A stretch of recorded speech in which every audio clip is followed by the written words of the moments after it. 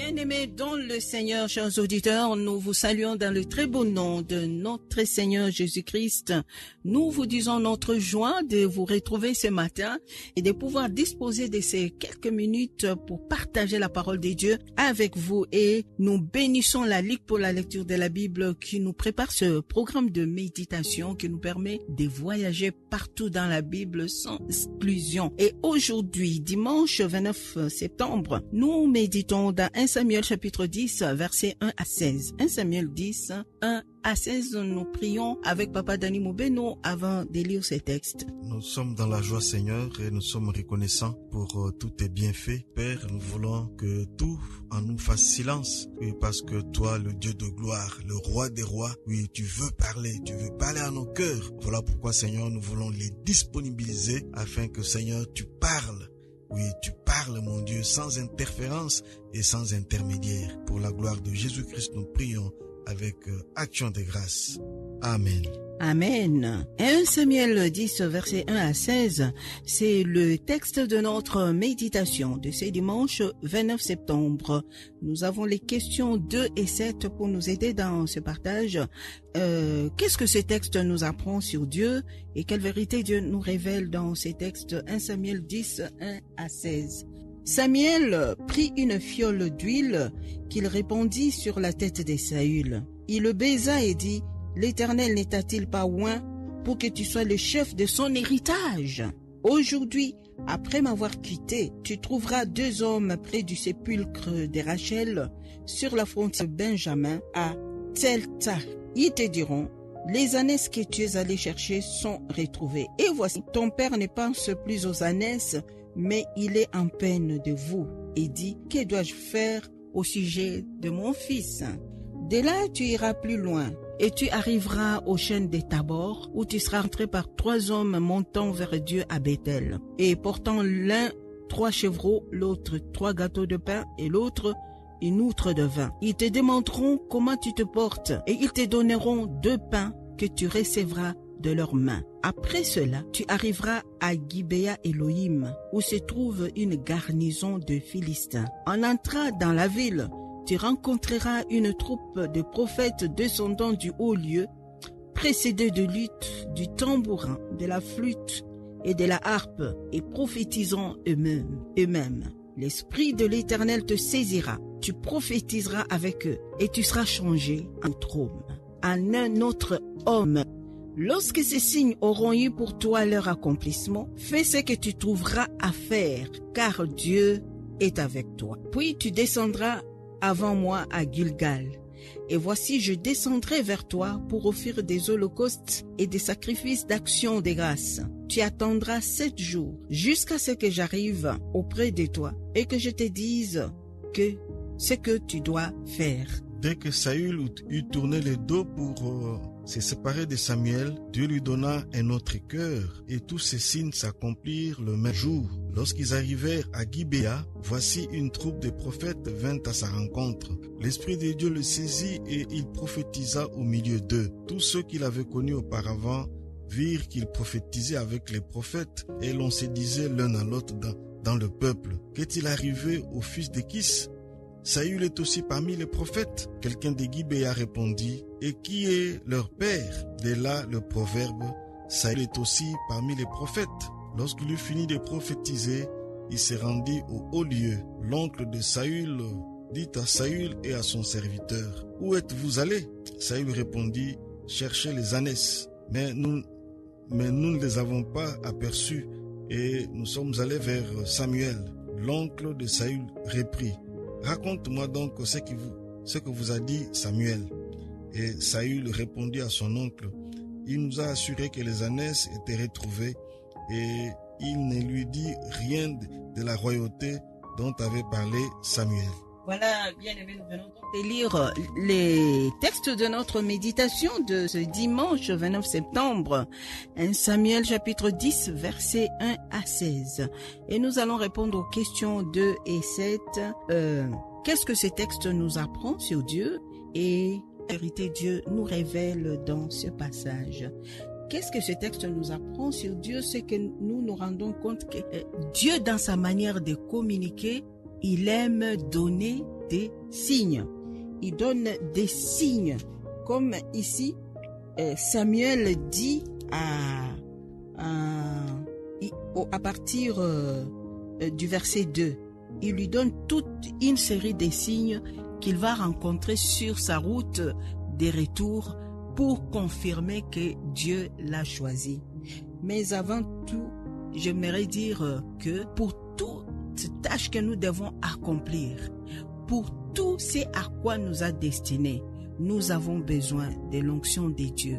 Il est vrai que ici, c'était une fonction suprême que Saül devait exercer en Israël. Et au premier verset, on nous dit, Samuel prit une fiole d'huile qu'il répandit sur la tête de Saül. Il le baisa et dit, l'Éternel n'est-il pas oint pour que tu sois le chef de son héritage? Oui, il l'a oint pour cela. Avant qu'il ne soit présenté à tout le peuple dans l'intimité, dans le secret, Dieu l'a oint. C'est de cette façon-là que Dieu agit. Et je vais dire que même pour toute autre tâche auquel Dieu nous destine, à laquelle Dieu nous destine, il nous oint. Et il faut demander cette onction aussi.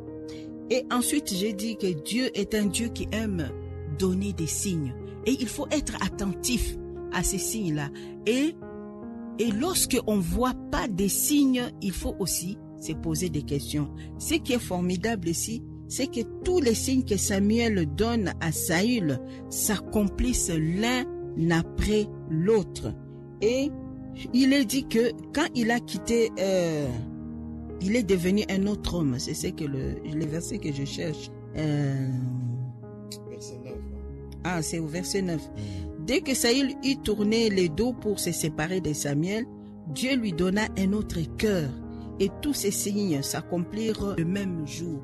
Dieu donne un autre cœur. Il le qualifie pour la tâche à laquelle il nous appelle. C'est pourquoi il ne faut pas craindre. Sokinzamba, Bengi aussi, Dieu dit que tu dois exercer telle fonction dans l'église ou même dans les séculiers. Tant que cela vient de Dieu, Dieu nous qualifie.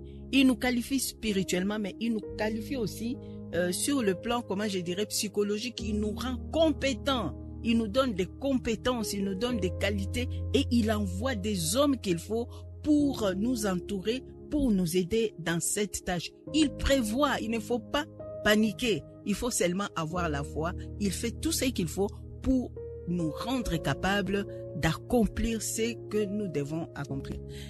Papa Dani, qu'est-ce que ce texte nous apprend encore sur Dieu? Ou alors nous passons au... Oui, une vérité que je trouve ici, à partir du verset 7 et 8, les recommandations qui sont données à Saül par Samuel, le prophète.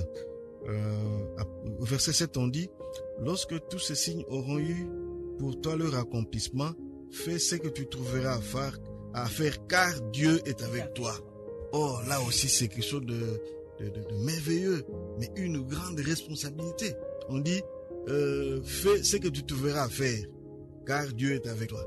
Mais cela requiert de la sagesse et du discernement. Ce n'est pas parce qu'on nous dit de faire tout ce que nous pouvons faire que il nous faut maintenant faire n'importe quoi. Donc c'est une responsabilité, mais c'est aussi en fait un signe pour reconnaître que non, le Seigneur est avec nous. Oui, parce que là nous pouvons faire des choses comme nous le concevons, mais nous avons besoin de la sagesse, du discernement pour ne pas déraper et faire n'importe quoi. Verset 8, on nous dit puis tu descendras avant moi à Gilgal, et voici je descendrai vers toi pour offrir des holocaustes et des sacrifices et d'actions de grâce. Tu attendras 7 jours jusqu'à ce que j'arrive auprès de toi et que je te dise ce que tu dois faire. Comme vous l'avez dit, au début là, Saül est obéissant et il a respecté. Mais plus loin, devant la même exigence, lorsque les Philistins ont attaqué Israël et Saül, oui, déjà roi à l'époque, devait attendre l'arrivée du sacrificateur. Samuel, qui est prophète et sacrificateur, il n'a pas attendu, il a précipité les choses, lui-même a pris l'animal, il l'a offert comme sacrifice, alors que ce n'était pas dans ses prérogatives, et le Seigneur, oui, était très fâché et même s'il avait déjà été rejeté, mais le Seigneur a confirmé le rejet, parce que c'est ce jour-là vraiment que le Seigneur lui a tourné le dos d'une manière irréversible. Donc, le Seigneur est avec nous, le Seigneur nous oint, il nous appelle, il nous qualifie, mais nous devons toujours demander du discernement pour ne pas faire des choses à l'encontre de ce que le Seigneur attend de nous.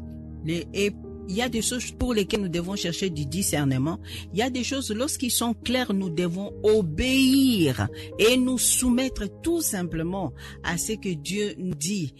Il ne faut pas, comme on dit, il faut pas qu'au beau tamapapou, commencer à faire ce que nous voulons. Non, il faut toujours obéir. Nous lisons le commentaire du lecteur. La consécration du roi Saül. L'onction donne un statut à loin qui lui permet d'exercer le ministère et l'autorité dévolue à son rang. Onction et signe. Saül est oint roi d'Israël discrètement par Samuel. L'Éternel l'appelle à administrer son peuple. Samuel informe Saül qu'il aura une série de rencontres avec différentes personnes dans la journée après leur séparation, et ceci de manière successive. 2 hommes le rencontreront au sépulcre de Rachel et lui parleront des ânesses retrouvées. 3 hommes montant vers Dieu à Bethel le rencontreront et lui donneront 2 pains.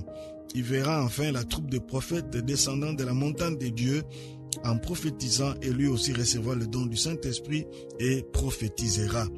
Toutes ces rencontres sont des signes confirmant l'appel et l'action de Dieu. Samuel précise qu'après l'accomplissement du signe, Saül devra descendre à Gilgal pour l'y attendre. Cher leader, as-tu été établi par les hommes, les circonstances ou Dieu lui-même sur son peuple que tu administres? La réponse à cette question devrait influencer ta façon de servir. Nous rappelons les textes 1 Samuel chapitre 10, versets 1 à 16, et nous prions: ô Seigneur, nous te rendons gloire. Toi qui choisis, toi qui appelles, toi qui établis et qui nous qualifies. Seigneur, nous voulons marcher avec toi selon tes desseins. Nous voulons accomplir ce pourquoi tu nous as appelés. Nous voulons, Seigneur Jésus, atteindre le but que tu as fixé pour chacun de nous. Fais-nous cette grâce, Seigneur, au nom de Jésus. Amen. Amen.